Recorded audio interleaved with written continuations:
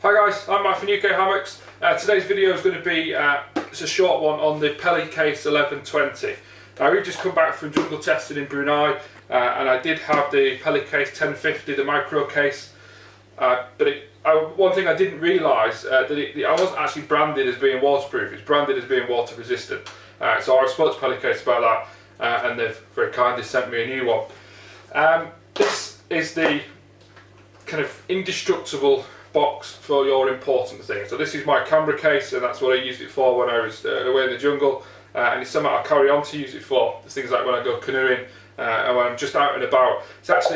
It's crust proof, it's waterproof, it's dust proof. You've got some real good sturdy locks on the front there. You can padlock it if you wish to. It's got this kind of gas escape valve, which is like a pressure leveling device, so obviously very good if you are travelling on aeroplanes and things like that. It keeps an even temperature inside. It's an extremely good rugged case. Now the 1050 was like a clear plastic. You can get it in solid colours, but this is just, you know, much more rugged. It feels more rugged.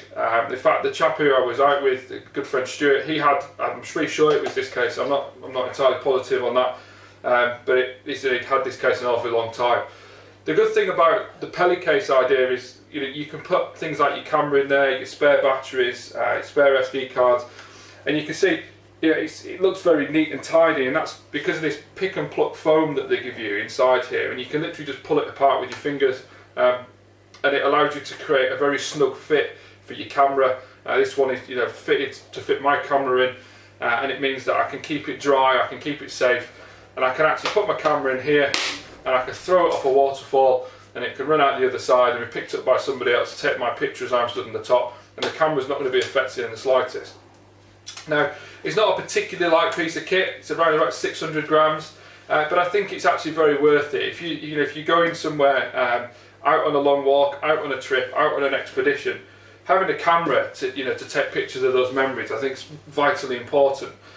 So if you're like me and you like to take video shots and you like to take pictures of landscapes and of the people you're with, I think if you were to damage your camera because it got wet or break your camera, you're pretty gutted, especially when you spent an awful lot of money to get to these places, or you've been walking for a good few days to get there. So I think to protect the camera is certainly good. Now the good thing I've noticed with this is I can actually put my camera strap on the side, so if I am just going for a walk and I'm not taking my bag, I can kind of throw it over there and it's just by my side. That doesn't matter if this gets bounced off of rocks or dropped on the floor, because your camera's going to be perfectly fine inside there.